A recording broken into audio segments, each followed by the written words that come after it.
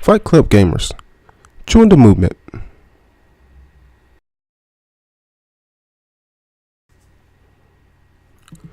Welcome, Fight Club gamers, to another wonderful day of Madden 17.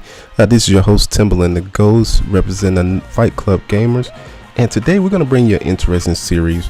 One thing I always told myself was, how can I bring the people a Madden 101 or the different basics that go along with ConnectedFranchise. ConnectedFranchise is a big mode that we use in a couple of different leagues. You'll see the sim league style, you'll see the non-sim league style, but in the end, I want to bring you a series on the Madden boardroom or the ConnectedFranchise, where we can discuss different topics such as team salaries, attributes, traits, the draft, and other essential items that's unique to ConnectedFranchise. So I feel like it's my duty to get this information out to you guys. So if you're just now starting ConnectedFranchise, or you've been in it and you don't understand the different components, or you don't really pay attention to those components, you just pick up the sticks and play, this will give you a great way to understand those different things that go along with ConnectedFranchise, and not just your regular online head-to-head rank to rank, just different things that go along with your ConnectedFranchise and make you a better franchise player. So without further ado, we're going to jump right into step one. Step one is going to be team salaries. We want to show you how team salaries can affect your ConnectedFranchise experience. Step one, how do we get to understanding our salaries? So you see my team, and you'll scroll down to salaries here. So step one, you'll see a couple of different things on the screen. You'll see 2016 cap, 155 million. That's the cap. That's how much cap room your team has to spend on salaries at this point. You'll see 2016 cap penalty. You'll see 2017 cap penalty. You'll see salaries. You'll see cap space.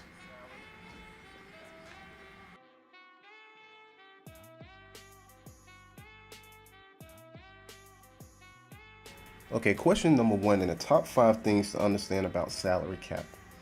The first question, how do you calculate your salary cap? Very simple, very direct.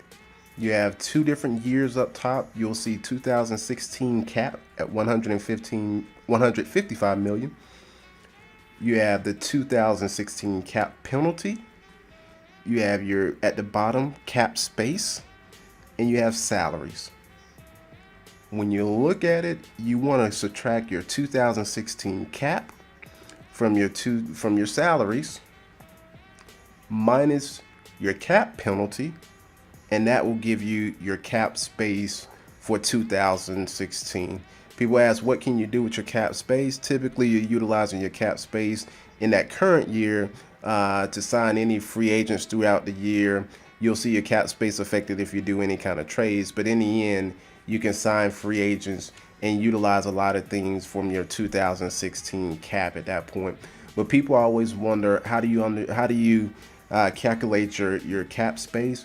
You're looking at your 2016 cap, subtracting your salaries out. So you got your budget, you subtract your salaries, you subtract any penalty from there, and you end up with 23.2 million in cap space at that point. And if you're wondering if that's good cap space or bad cap space, that's pretty good cap space for a team going into a season. So if you have anything, pretty much anything above 10-15 million going into going into this season as your cap space, you have pretty good cap room, and you can sign free agents. If somebody gets hurt and you need to sign free agents, that's saying you have the money there to sign your free agents in a nutshell. In a more advanced video, we'll talk about penalties, dropping people, and looking at how your cap space can really be affected. But if you wonder how do you get that number for cap space, you're taking your 2016 cap minus your salaries and minus your penalties, and voila, you have your cap space at that point.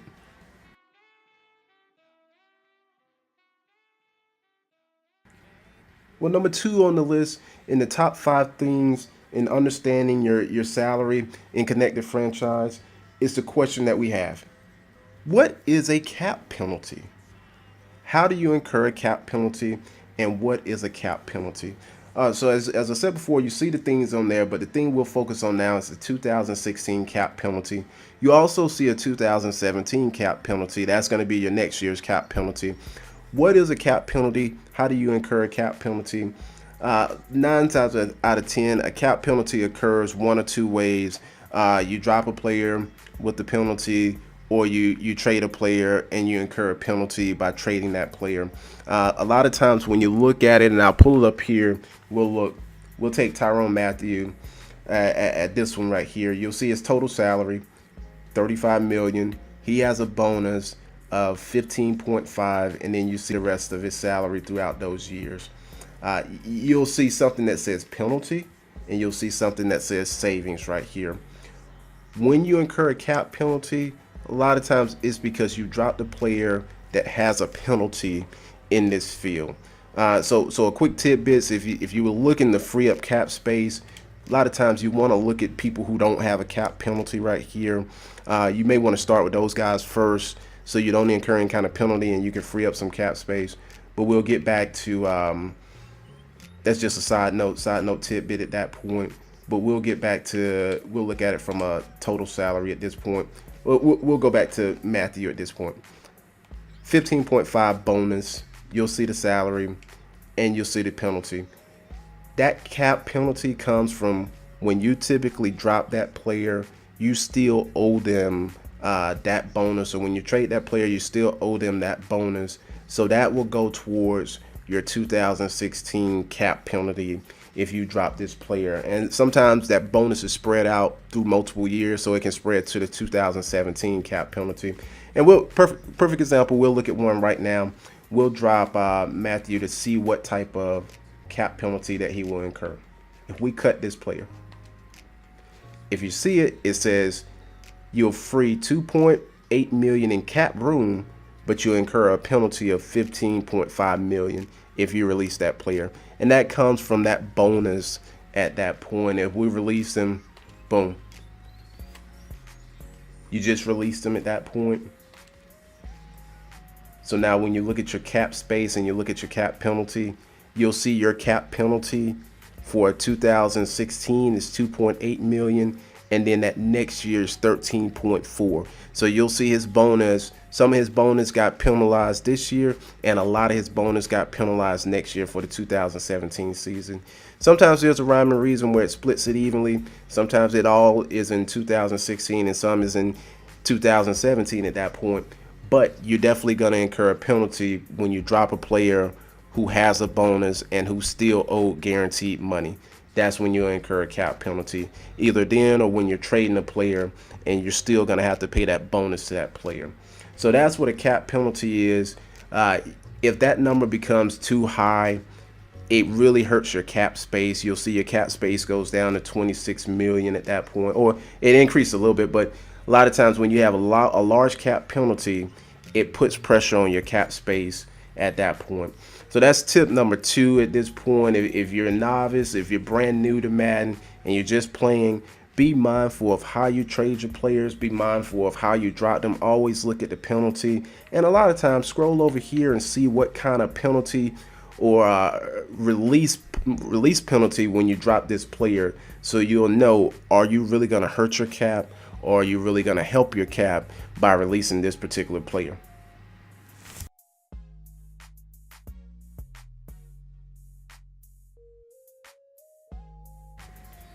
So tip number 3, we're coming back in. Tip number 3, it always comes down to, people always say, well, I have a high cap penalty. I don't have any kind of cap space at this point. I have a lower cap space.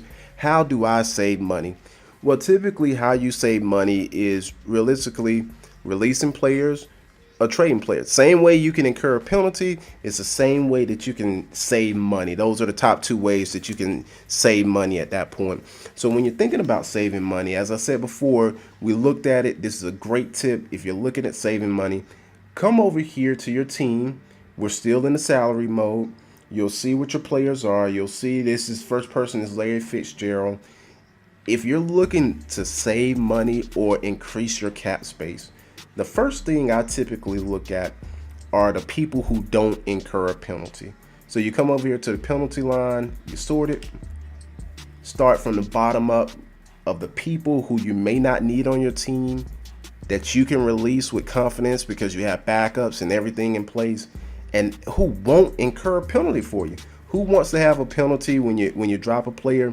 If you could drop a player without any kind of penalty and add money to your cap space, perfect. At this point, we'll look at this person here. If I release this person, this should add 450,000 to my cap space at that point.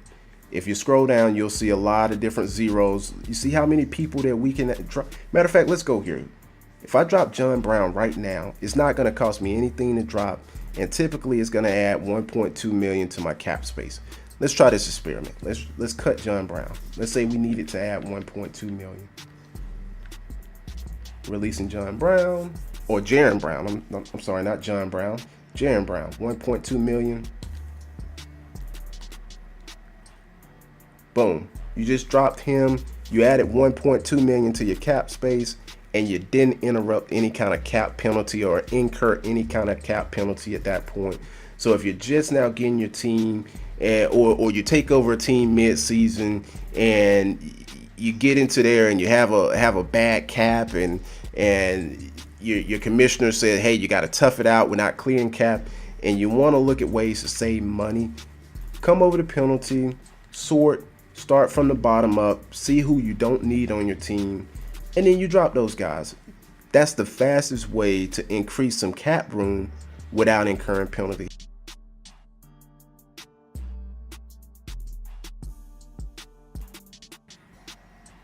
All right, we're still on the same screen. Tip number 4. A lot of times people ask that question, how do I know who needs to be re-signed and who doesn't need to be re-signed?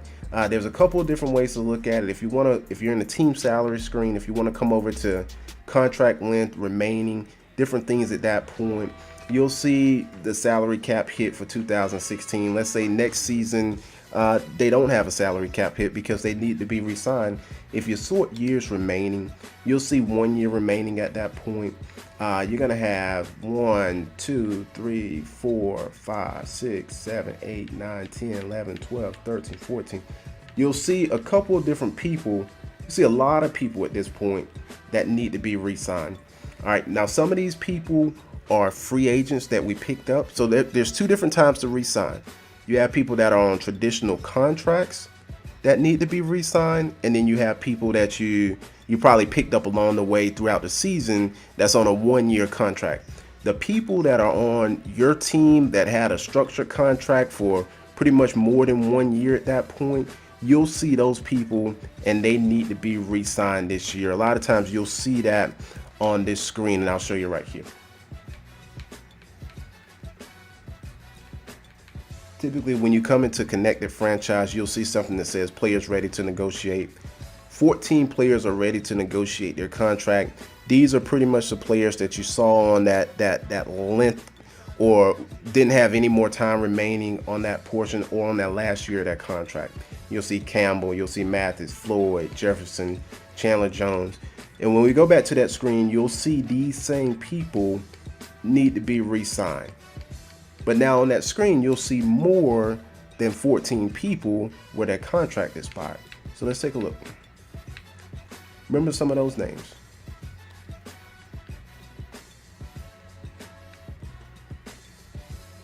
Length remaining, 1 year remaining, nothing left there.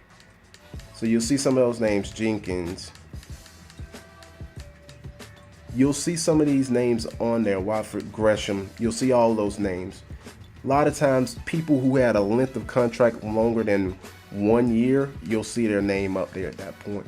Sometimes you'll see their name, sometimes you won't, but that's typically where you can see who needs to be re-signed and who doesn't need to be re-signed.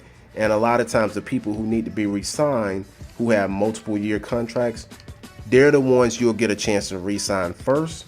And then when you run to the ones with the 1-and-1 who you may picked up during the season, you'll get a chance to re-sign them in the re-signing phase of the off season. So you got two different type of people you need to re-sign. You have your people who are on your standard contract that you get an opportunity to re-sign, and then you have the free agents that you picked up during the season that you can re-sign. You can only re-sign the free agents that you pick up during the season in the off season. The people who have contracts now, you can negotiate their contract throughout the year, and if they don't take your contract, you'll get one more chance to re-sign them at the same time you're signing the free agents at that point in the off season. So that was a quick breakdown of team salaries in the connected franchise mode. That was our ultimate goal, is to show you how the team salaries work from free agency, when players are ready to re-sign, how to save money, and what's the penalty, and how to understand your team salaries. So hopefully you found this information very beneficial when it comes down to your connected franchise, and that's our goal. Make it very educational, beneficial in these Madden boardroom series. Hey, stay tuned for the next series we have coming up. We have a couple of different things. We have attributes, traits, and even some good tips and strategies on the draft. So if you like this video, like, comment, and subscribe to the page. We want to keep dropping these videos. Look for the next video to drop within about 48 hours. We'll go over some more things on connected franchise. This is Tim Lim. And that means if you see the chess pieces on the board, we're making moves. Thanks for tuning in. Fight Club Gamers. We out.